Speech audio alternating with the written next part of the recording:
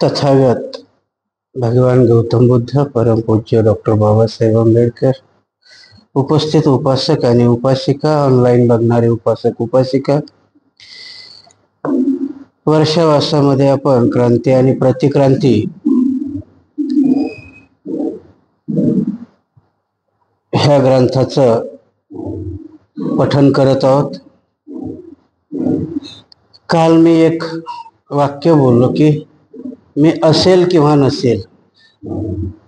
एका उपासकाला खूप वाईट वाटलं, म्हणते जे असं कसं म्हणता की तुम्ही असेल किंवा नसेल. मला फोन करून 15-20 मिनिट पकवत होते. त्याच्यानंतर त्या प्रवचनाच्या खाली लिहिलं. आणि इथेच आपला धम्म हे होतो की आपण स्वीकारायला तयार नाही की मृत्यू हे अटळ आहे. आता माझ्या कालच्या बोलण्याच्या प्रसंगात मी मरेलच असं नव्हतं ना. होऊ शकतं की मला माझ्या घरच्यांनी दिलेली परमिशन खंडित करून ते मला वापसही घेऊन जाऊ शकतात. अजूनही दुसरं कारण असू शकतं की आम्ही इथला जो प्रोजेक्ट आडगाव जावळेचा आहे, माझे समजा जरी बंधू लहान असले तरी गुरु आहेत, ते मला आदेश देऊ शकतात आणि तिकडेही पाठवू शकतात. म्हणजे अर्थ चिकार असतात. आपण नेमका तोच अर्थ का घ्यावा की मी मेलो तरी, असं नाही येत. आणि मृत्यू अटळ आहे. आपण महाभारतावरती टीका करतो, काही करतो, पण बाबासाहेब जसे म्हटले की गीतेमध्ये घाणीत पडलेला रुपया आहे, तर त्यातही काही घाणीत पडलेली रुपया कसा आहे ते सांगायची गोष्ट म्हणजे की एक वेळेस तो धर्मराजा त्याच्याकडे आलेल्या याचकाला सांगतो की आता माझं दान करण्याचं काम संपलेलं आहे, तू उद्या ये. आणि बाजूला भीम उभा असतो. तो भीम म्हणतो की दादा तुम्ही काळावरती विजय मिळवला, कारण उद्या ये म्हणणं म्हणजे हमखास मी जिवंत राहणार आहे, असं त्या घाणीच्या मध्ये पडलेलं काही तत्वज्ञान असतं. म्हणून उद्याची गॅरंटी देता येईल का आपल्याला? नाही. मी पुढच्या वर्षी म्हटलं, इथं उद्याची गॅरंटी नाही, तिथं पुढच्या वर्षाची असेल का?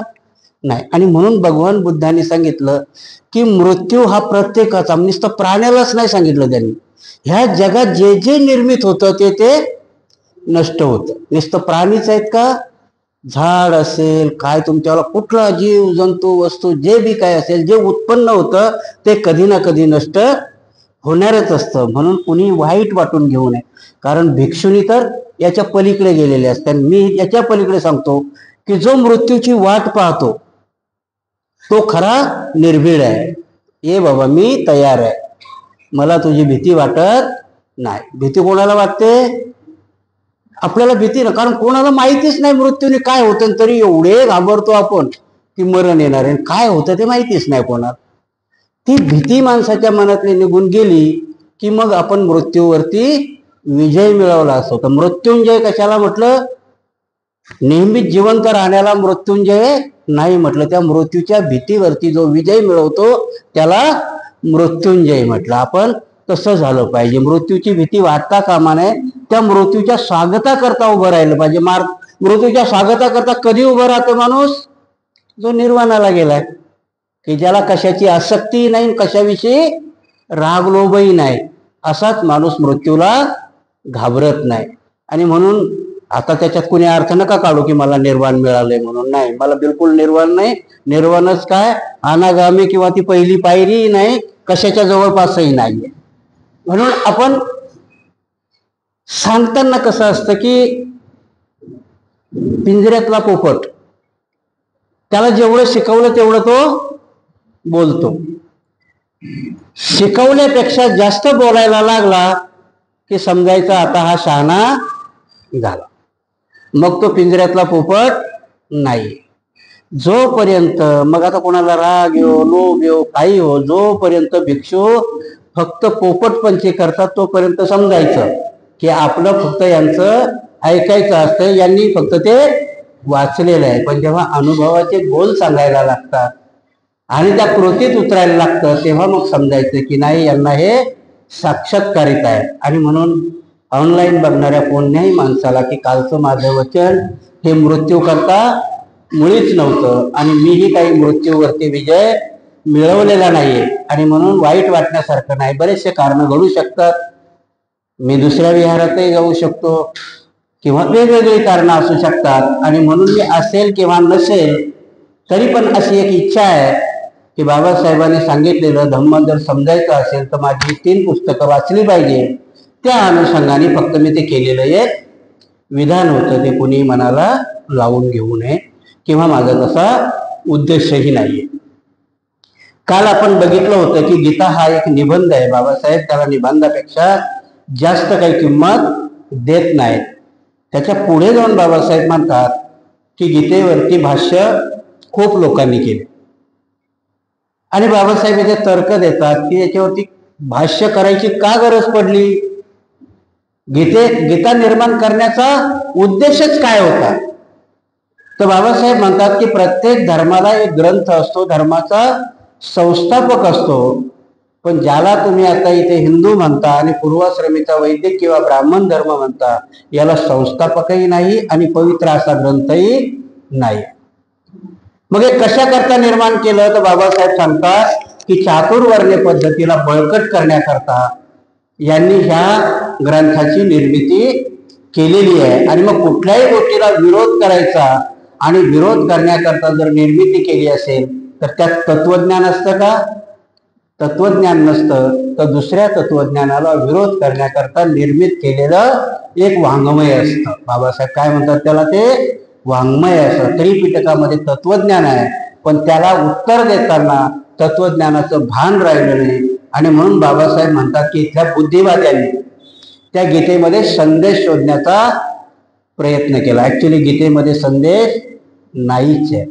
बाबासाहेब म्हणतात की गीतेमध्ये जर संदेश असता तर ह्या सगळ्या भाष्यकाराला वेगवेगळे त्याच्यामध्ये अर्थ सापडले नसते, एक अर्थ सापडला असता. परंतु गीतेमध्ये जेवढ्याने भाष्य केलं त्यांच्या सगळ्यांचे भाष्य वेगवेगळे आहे. म्हणून गीता ही संदेशाचं पुस्तक नाहीये. गीता हे धर्मग्रंथ होऊ शकत नाही. आणि म्हणून बाबासाहेब म्हणतात की गीता फक्त निर्माण कशा करता केली तर तुमच्यामध्ये आजही बघा, तुम्ही खेड्यामध्ये जा, कुठेही जा, तुम्हाला बहुजनाला फक्त कथेत अडकवून ठेवू. कथा होतात ना, मग सप्ताहाच्या सप्ताह गावामध्ये लावल्या जातात. हरिनाम सप्ताह आहे, भागवत पुराण आहे. परत तुमच्या माहिती करता सांगतो की यांनी फरक कसे केले. पुरोनक्त तुम्हाला शाहू महाराजाचं प्रकरण माहिती असेल की शाहू महाराज नदीमध्ये जेव्हा स्नान करायचा तेव्हा त्यांनी पगारी ठेवलेल्या ब्राह्मणाने मंत्र म्हणायचे. पगार कोणाचा घेत होता तो शाहू महाराजांचा. कशा करता की राजा जर आंघोळ करतो तर ब्राह्मणाने मंत्र म्हटले पाहिजे, हा त्यावेळेचा नियम होता. परंतु आता महाराज पण बहुजनामधले, महाराज नदीमध्ये आंघोळ करायचे आणि तो भट, आता त्याला नियम होता की त्या भटाने आंघोळ केलेली असली पाहिजे. त्याने आंघोळ करून मंत्र म्हणावेत आणि ते कुठले म्हणावेत, वेदोक्त मंत्र म्हणा. आता बरेचसे आपल्या लोकांना वेदोक्त आणि पुराणोक्त याच्यातला फरक कळत नाही येणार. वेदोक्त म्हणजे वेदामध्ये उद्भूत केलेले आणि कथा नसलेले मंत्र, त्याला म्हणतात वेदोक्त. आणि पुराणोक्त म्हणजे पुराणात समाविष्ट असलेले आणि कथा मनोरंजन केलेले, त्याला म्हणतात पुरोनोक्त. तर तो शाहू महाराज जेव्हा आंघोळ करायचे तेव्हा तो पुराणोक्त मंत्र म्हणायचा. कारण राजा आंघोळ करताना कुठले मंत्र म्हटले पाहिजे, वेदोक्त. कारण राजा क्षत्रिय आहे आणि हे 3 द्वेज आहे, ब्राह्मण, क्षत्रिय आणि वैश्य. पुराणोक्त मंत्र कोणाकरता म्हणायचे, शूद्राकरता म्हणायचे. जर शूद्र राजा असेल तर शूद्राकरता ब्राह्मणांनी पुराणोक्त मंत्र म्हणायचे. आणि बहुजनातले शाहू महाराज यांना पुराणोक्त बिन वेदोक्त बी काही समजायचं नाही. ही माहिती कोणी करून दिली तर त्यांच्या सोबत असलेले भागवत शास्त्री नावाचे ब्राह्मण. त्या भागवत शास्त्रीने सांगितलं, महाराज हा पुराणोक्त म्हणतोय. महाराज म्हणे, रे माझाच पगार घेतो, मला शूद्राचे मंत्र म्हणतो. इथे सांगण्याचा उद्देश कसा आहे की भगवद्गीता असो किंवा कुठलंही पुराण असो, म्हणून ब्राह्मणाच्या घरामध्ये गणपती बसवल्या जात नाही. बामणाच्या घरामध्ये सत्यनारायणाची पूजा होत नाही. बामणाच्या घरामध्ये भागवत ऐकवल्या जात नाही, कारण ऐकवणारा ब्राह्मण असतो आणि म्हणून जो ऐकवणारा असतो त्याच्या घरामध्ये होत नाही. हे मनुस्मृतीचा सार आहे.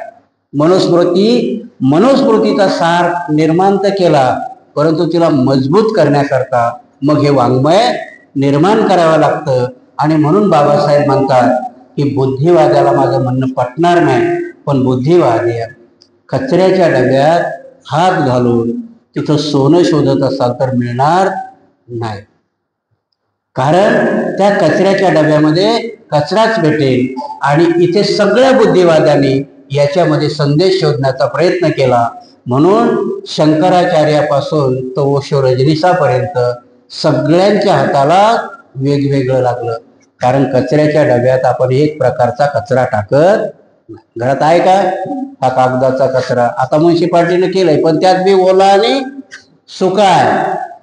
तर कचरा हा कुठल्याही प्रकारचा त्यात टाकला जातो आणि म्हणून त्याच्यात तुम्हाला तत्वज्ञान सापडणार नाही. बाबासाहेबांचं तेच म्हणणं आहे.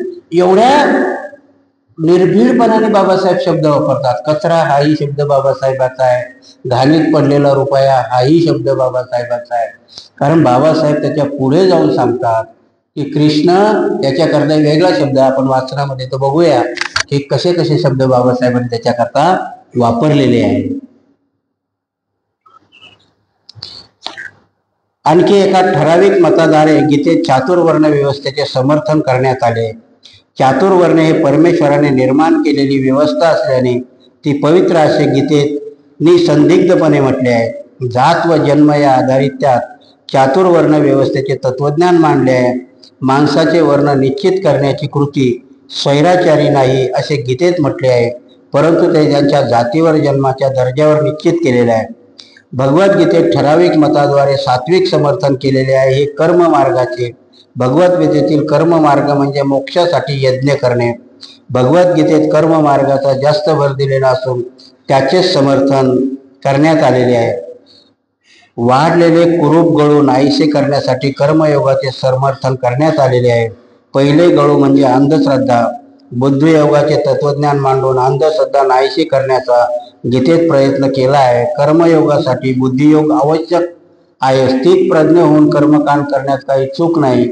दुसरे गळू हे कर्मकांड आहे. म्हणून आपण बघितलं की कालही गीतेमध्ये सांगितलं की जेव्हा टीका व्हायला लागली कर्मकांडावर, बुद्धाची नेमकी आक्षेप कशावर होता तर यज्ञ संस्कृतीवर. या यज्ञाच्या संस्कृतीमध्ये जे प्राण्याची हत्या व्हायची आणि जे बहुजनाचं शोषण व्हायचं त्याच्या विरुद्ध बुद्धाने केलेली बंडखोरी होती.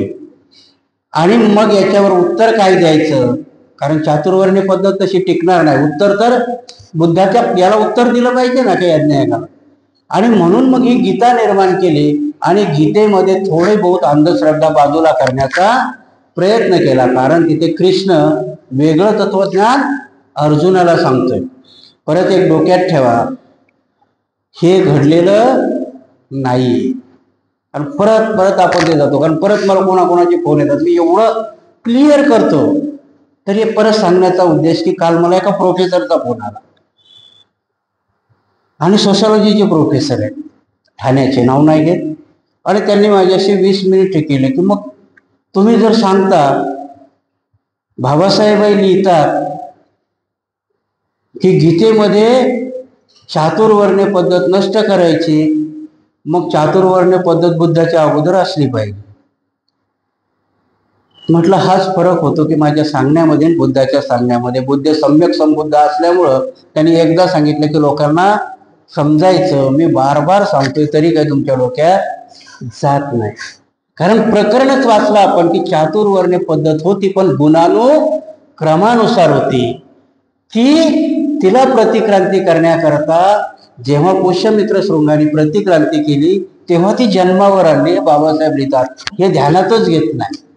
जेव्हा मी त्यांना सांगितलं मग ते राजा मिलिंद होते, मी नागसेन होतो, कारण ते राजा मिलिंद नाही मी नागसेन नाही. त्यांच्या काही डोक्यात येत नाही. शेवटला फोन ठेवता ठेवता ते म्हणते मला काही पटत नाही म्हणते. नका कुठू देऊ, मग आता करायचं काय.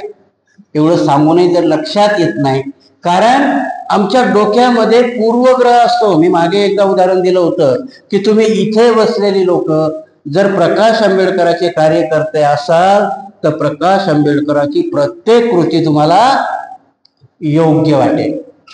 बाजूला जर आठवले साहेबांचे कार्यकर्ते असाल तर आठवले साहेब मोदीच्या मंत्रिमंडळात आहेत हे योग्य आहे हे त्यांना वाटेल, कारण हा दोष तुमचा नाही, तुमच्या ग्रहाचा आहे आणि बुद्ध्याचा आहे. का आपण पहिलंच ऍक्सेप्ट केलेलं आहे.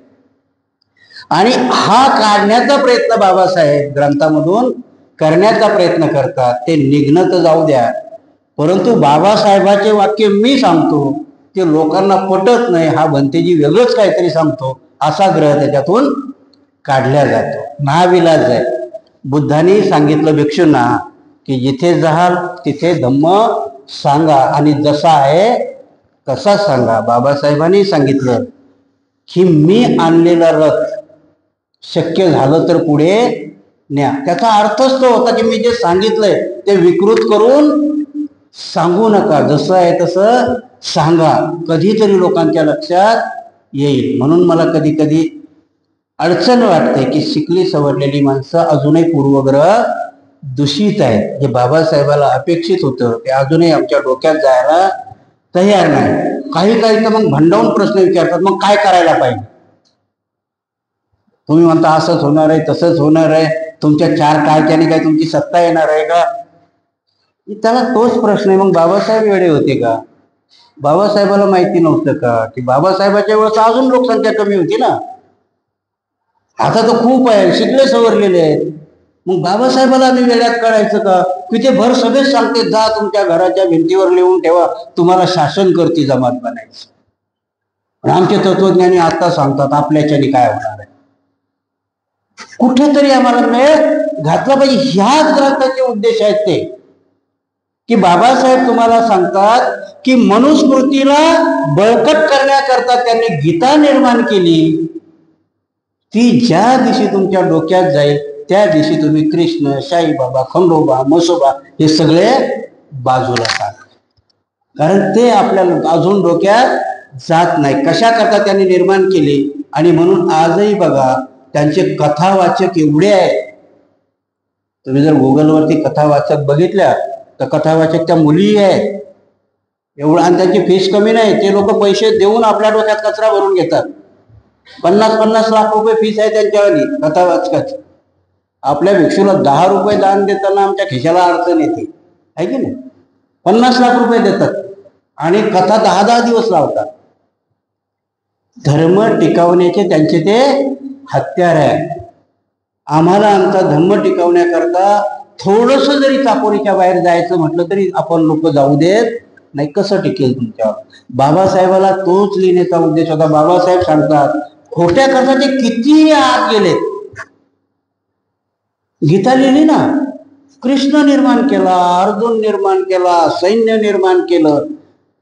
प्रेरणा कुठे होती? रोहिणीच्या पाण्याची. त्याच्यावरती अख्खं महाभारत लिहिलं त्यांनी. एका दशरथ जातकाचं, दशरथ जातक केवढं आहे तुम्हाला माहिती आहे? एकदम छोटस आहे. 10-11 पानात दशरथ जातक संपत. संपूर्ण रामायण लिहिलं त्याच्यावर. त्या दशरथ जातकावरती पूर्ण रामायण लिहिलं आणि एवढ्या मनोरंजन केलं की आम्ही लोकांना वाटतं ते घडलं. आणि म्हणून त्यातली सीता, आजची बाई स्वतःला सीता समजते आणि अग्निपरीक्षा द्यायला तयार होते. दशरथ जातकामध्ये विकृती आणून रामायण बनवलं. आणि म्हणून तुमच्या पुढं ही जी वाङ्मय निर्माण केली त्या वाङ्मयाने तुम्हाला वर्तणूक करायला शिकवली. त्याच्याच करता बाबासाहेबाला एक ग्रंथ लिहावा लागले. नाही तर त्रिपिटक नव्हतं का आपल्याकडे? त्रिपिटक होतं ना. बाबासाहेबाला बुद्ध त्याचा धम्म का लिहावा लागेल? कारण बाबासाहेबाला माहिती होते की एकदम भुकेलेल्या माणसाला जर जास्त जेवण दिलं तर अजीर्ण होऊन मरेल आहे की नाही. एखाद्याची पंगत बसली आणि भुकेलेला माणूस आहे आणि त्याला म्हटलं तू वाढायला आणि हा 5 दिवसाचा उपाशी आहे, कसं वाटेल त्याला? आणि ते बी सांगायचं आग्रह करून वाढता वाढता त्याला जर कळलं की लाडू संपले आता मला राहणार नाही, तो वाढेल का खरंच पुढच्याला? अशी गत झालेली आहे आपल्याला. आपल्याला सगळं काही वाचायचंही आहे, शिकायचंही आहे, परंतु ते आत्मसात करून आचरण करायचं नाही. बाबासाहेबाला ती अपेक्षा होती.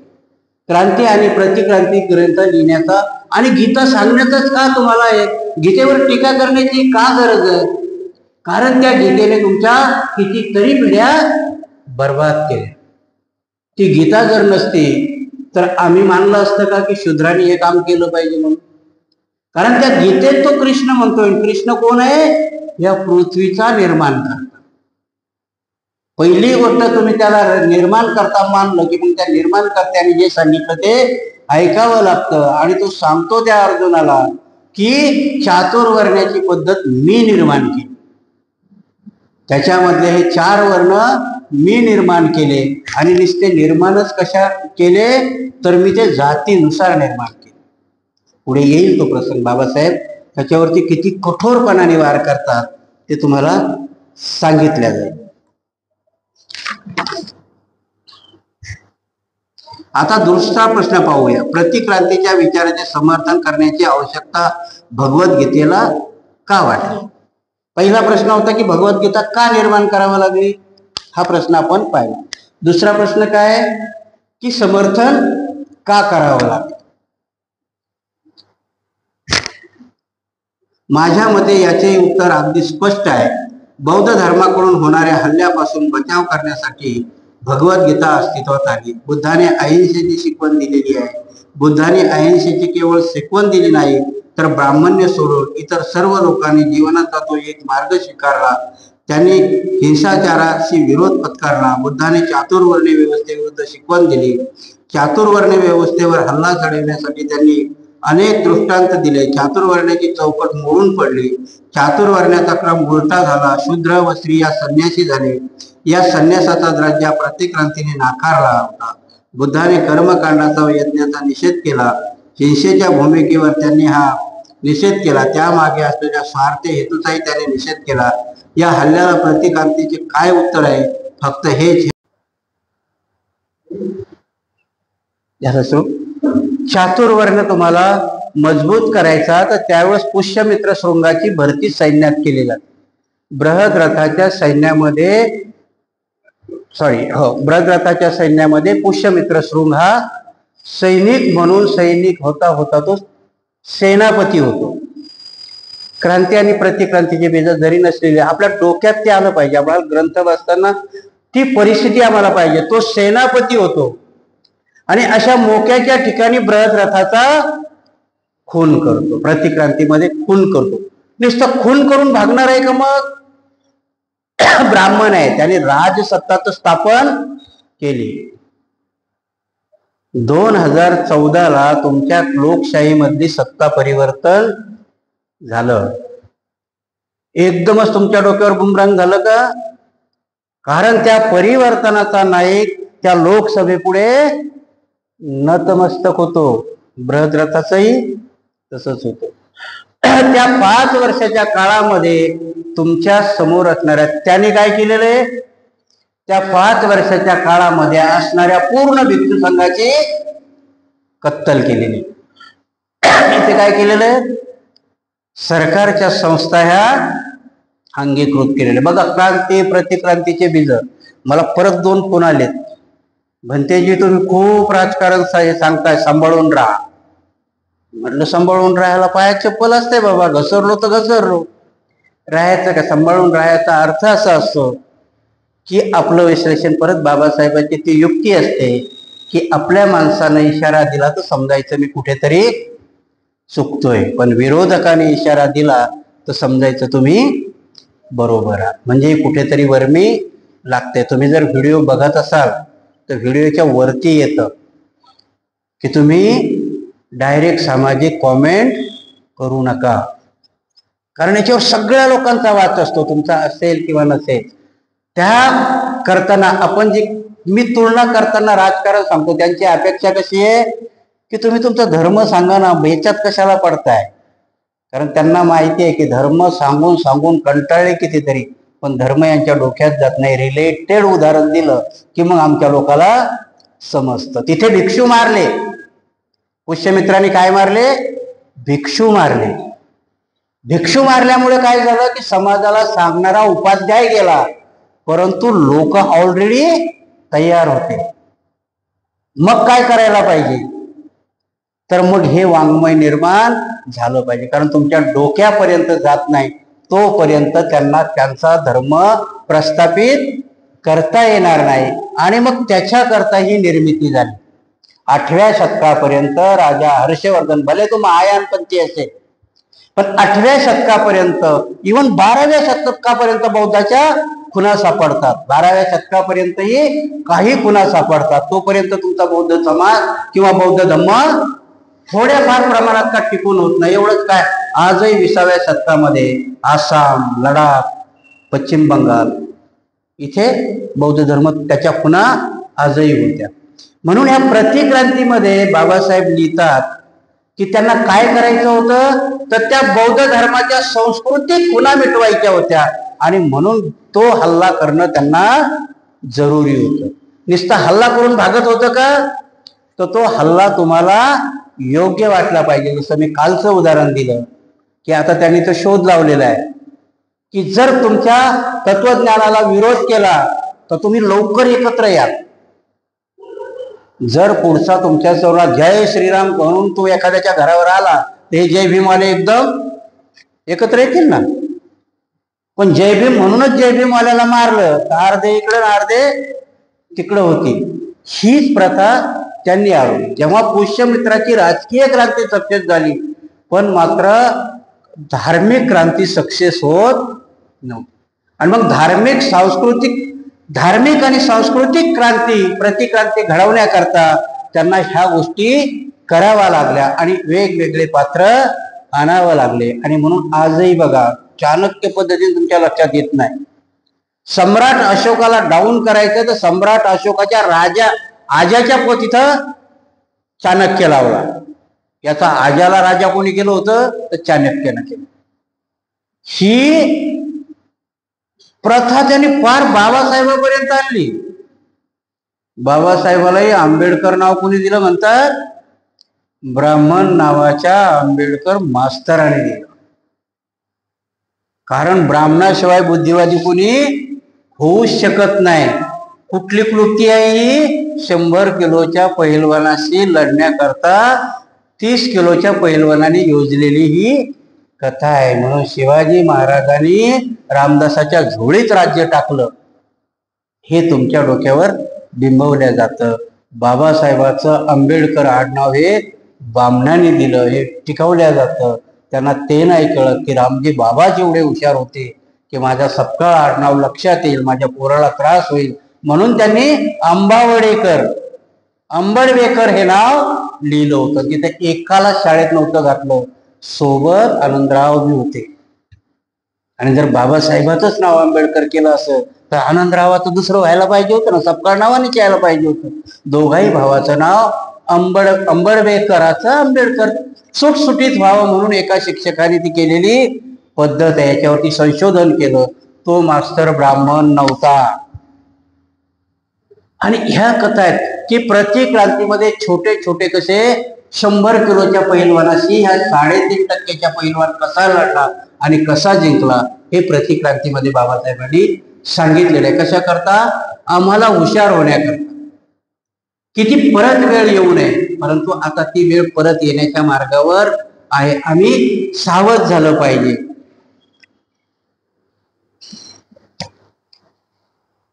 त्याचप्रमाणे चातुर्वर्ण व्यवस्थेचे गीतेतील समर्थन हे पोरकट आहे. कृष्ण त्याचे समर्थन गुणाच्या संख्यासूत्रानुसार करतो, परंतु आपण स्वतःला किती मूर्ख बनवित आहोत हे कृष्णाला कळलेलं नाही. हे बाबासाहेबांचे शब्द आहेत. हे तसेच ग्रंथामधले आहेत, है की नाही. नाही तर उद्या एखादा उठून म्हणेल आमच्या कृष्णाला भंतेजी काय म्हटले, मूर्ख म्हटले. हे बाबासाहेबांनी लिहिलेलं आहे. हवाला त्यांचा देतो मी. आणि बाबासाहेबांनी म्हटलं, आमच्या आराध्य दैवतांनी म्हटल्यावर आम्हालाही म्हणायला काही हरकत नाही.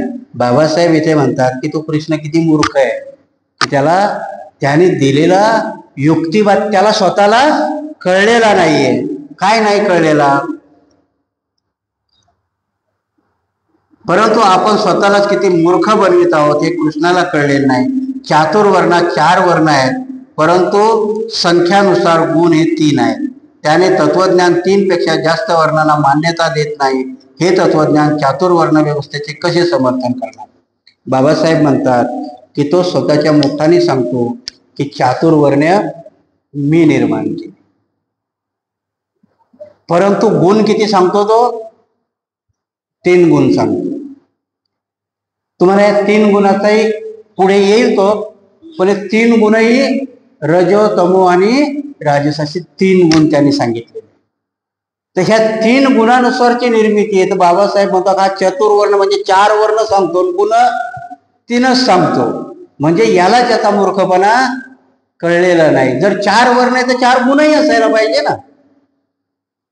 पुढे चालून मग त्याचं मोडिफिकेशन करतात. ते हुशार आहेत, हुशार नाहीत असं नाही. बाबासाहेबांनी प्रश्न विचारलेला आहे की ह्या 3 गुणांनी 3 निर्माण झाले, शूद्राचा गुण काय? गुणानुक्रमाने जर व्हायचा असेल तर तो म्हणतो रजो तमो. तमो म्हणजे तापट जास्त याला, म्हणून त्याला क्षत्रियाला गुण दिला. त्याने शूद्राला गुणच नाही दिला. बाबासाहेब म्हणतात हा वर्ण 4 निर्माण करतो आणि गुण मात्र 3च देतो. म्हणजे याच्याही लक्षात येत नाही. म्हणजे बाबासाहेबाला काय दर्शवायचंय की हा निबंध लिहिताना यांच्या लक्षात आलं नाही की आम्ही कुठेतरी त्रुटी ठेवतोय, ही कुणी ना कुणीतरी पकडेल.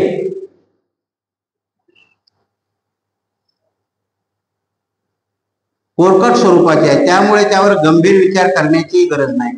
भगवद्गीतेची मदत मिळाली नसती तर क्रांती मजबूत झाली नसती, यात तीळ मात्र संदेह नाही. भगवद्गीतेने खेळलेली चाल खोडसाळपणाची असली तरी त्याची प्रतिक्रांतीतील एक प्रकारची संजीवनी. आणि बाबासाहेब मात्र हे मान्य करतात की गीतेने तुमच्या प्रतिक्रांतीला बळकटी दिली. अधुरं का होईना आपण ते लोकांना ज्ञान वाटलं. कृष्ण आणि अर्जुनाची कथा रंजकतेने का होईना पण लोकांच्या डोक्यामध्ये गेली. आणि म्हणून आजही आजच्या आधुनिक युगामध्येही एकमेकाला गीता भेट दिल्या जाते. कोर्टामध्ये आजही शपथ घेताना कशावर हात ठेवायला सांगतात? गीतेवरती. काय प्रूव्ह करायचं असतं त्यांना? किती पवित्र आहे. पवित्र आणि अतिप्रिय वस्तूलाच माणूस शपथ घेत नाही. आणि म्हणून बाबासाहेबाला त्या असेंब्लीमध्ये होत नावाचं एक प्रकरण आहे. कारण कुठलाही आमदार असेल, खासदार असेल, त्याला तिथे शपथ घ्यावा लागते. आणि जेव्हा तिथे आला तेव्हा बाबासाहेबाला एकटे होते. आणि आजही तुम्ही जर शपथविधी बघितला असेल ना तर प्रत्येक जण येतो. आता तर त्याचा कचरा केलाय. कोणी राधे राधे काय म्हणतंय, कोणी जय श्रीराम काय म्हणतंय. ऍक्च्युली ते अपेक्षित नव्हतं, पण बाबासाहेबाला तिथे तेवढ्याच्या पुढे विरोध घेताना बाबासाहेबांनी 3 लोक टाकले. आणि आपल्या सत्सद विवेक बुद्धीला स्मरूनही माणूस शपथ घेऊ शकतो हे बाबासाहेबांनी तिथे घातलं. म्हणून आमचा रामदास आठवले सारखा माणूसही तिथे जाऊन खंबीरपणाने त्यांच्यात बसून का होईना पण सत्सद विवेक बुद्धीला स्मरून शपथ घेतो. कारण ह्या गोष्टी आहेत तिथे की बाबासाहेब सांगतात की मनुस्मृती, रामायण, महाभारत, गीता ह्या निर्माण करण्याचा उद्देशच काय होता की त्या चातुर्वर्ण्य पद्धतीला बळकटी देणं. आणि म्हणून आजही काही खुणा मिटवताना बाबासाहेबाला खूप त्रास झालेला आहे. तुमच्या माहिती करता सांगतो, बाबासाहेब व्याख्या हा माझा सच्चा मित्र आहे, सच्चा गुरु आहे असं म्हणतात बाबासाहेब. मग सच्चा मित्र आणि सच्चा गुरुची जर सलाह आपण ऐकली तर आपण प्रज्ञावान नक्की होऊ. बाबासाहेब इथे कृष्णाला निस्तच नाकारत नाही तर कृष्णाला मूर्ख म्हणण्यापर्यंत बाबासाहेब जाऊन पोहोचतात. कारण ते पात्र जर तसा हल्ला केला नाही तर तुमच्या डोक्यात त्याचं पावित्र्य निघून जाणार नाही. आणि म्हणून धर्माची दीक्षा घेतानाही बाबासाहेब पहिली प्रतिज्ञा देतात की मी राम कृष्ण यांना देव मानणार नाही व त्यांची उपासना करणार नाही.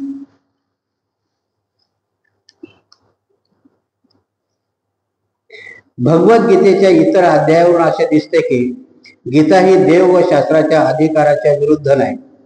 श्लोक 16, 23, 24, 17 किंवा यज्ञाच्या पावित्र्याच्या विरोधात नाही. उलट दोन्हीच्या गुणाचे समर्थनच केले आहे. म्हणून जैमिनीची पूर्वमीमांसा व भगवद्गीता यात काही फरक आढळत नाही. जैमिनीच्या पूर्वमीमांसेनुसार तिने प्रतिक्रांतीचे तात्विक समर्थन केले. असे समर्थन यापूर्वी कोणी केलेले नव्हते. त्यामुळे प्रतिक्रांती अस्तित्वात राहिली. प्रतिक्रांतीला चातुर्वर्ण व्यवस्थेची मध्यवर्ती शिकवण दिल्याने जैमिनीच्या पूर्वमीमांसेपेक्षा गीतेचे तात्विक समर्थन अति कट्टर व भयंकर स्वरूपाचे आहे. चातुर्वर्ण व्यवस्थेचे समर्थन करणे व त्याची अंमलबजावणी करणे हे गीतेचा आत्मा आहे असे दिसून येते. चातुर्वर्ण हे गुणाकर्मावर अधिष्ठित आहे एवढेच म्हणून कृष्ण थांबत नाही, तर त्यापुढे जाऊन तो 2 स्पष्ट आदेश देतो. पहिल्या आदेशाचा समावेश अध्याय 1 श्लोक 26 मध्ये आहे. त्यात कृष्ण म्हणतो, ज्ञानी माणसाने सकाम कर्मात आसक्त असलेले जे अज्ञानी लोक असतात त्यांच्या मनात भ्रम उत्पन्न करू नये. ज्ञानी लोकांनी अज्ञानी लोकांना कर्मापासून निवृत्त होण्यास प्रोत्साहन देऊ नये, तर भक्तिभावाने कर्म करण्यास त्यांना उत्तेजन द्यावे. दुसऱ्या शब्दात सांगायचे झाले तर कर्मकांडाच्या सूत्राविरुद्ध बंड करण्यास ज्ञानी लोकांनी अज्ञानी लोकांना चेतावणी देऊ नये. बाबासाहेब म्हणतात, कृष्ण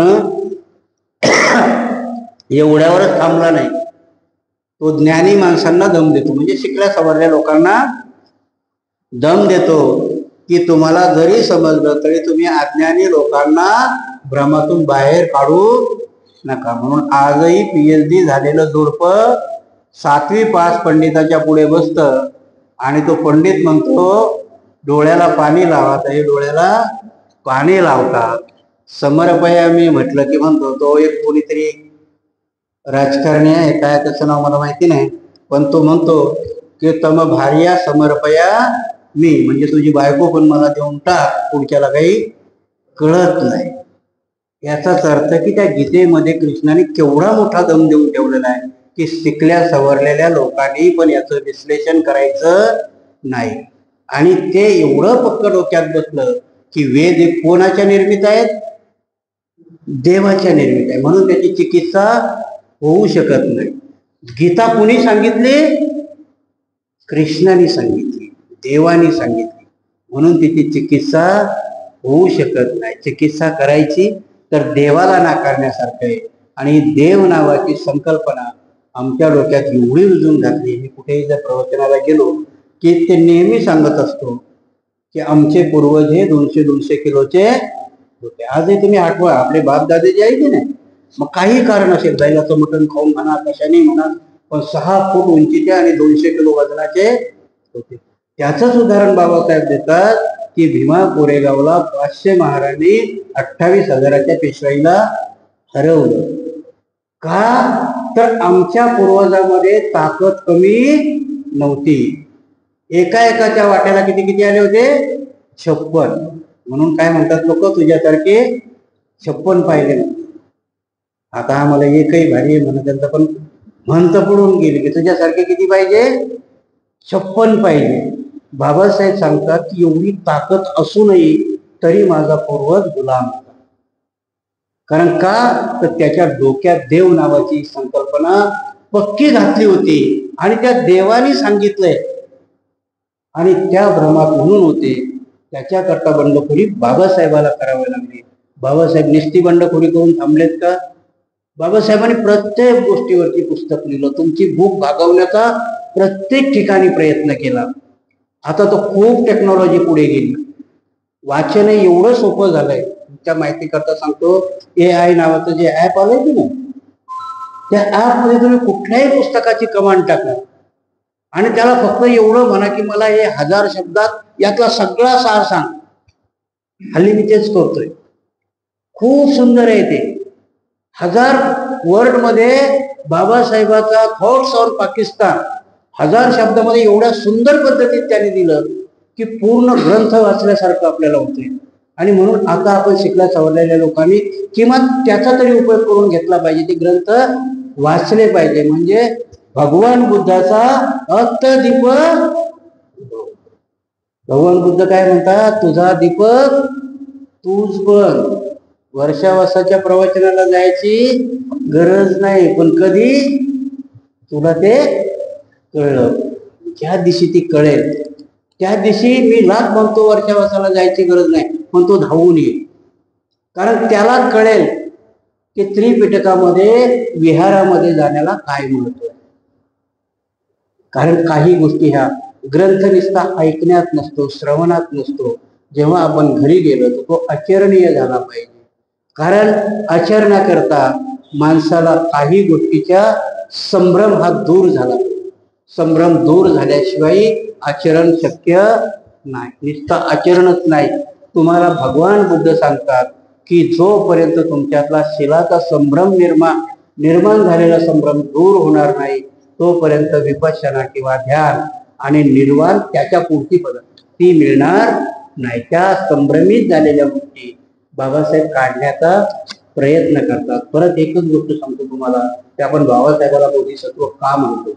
बोधिसत्व ही महायान पंथाची संकल्पना आहे. एवढी उदात्त आहे की बुद्धाच्या वरची संकल्पना निर्मित आहे.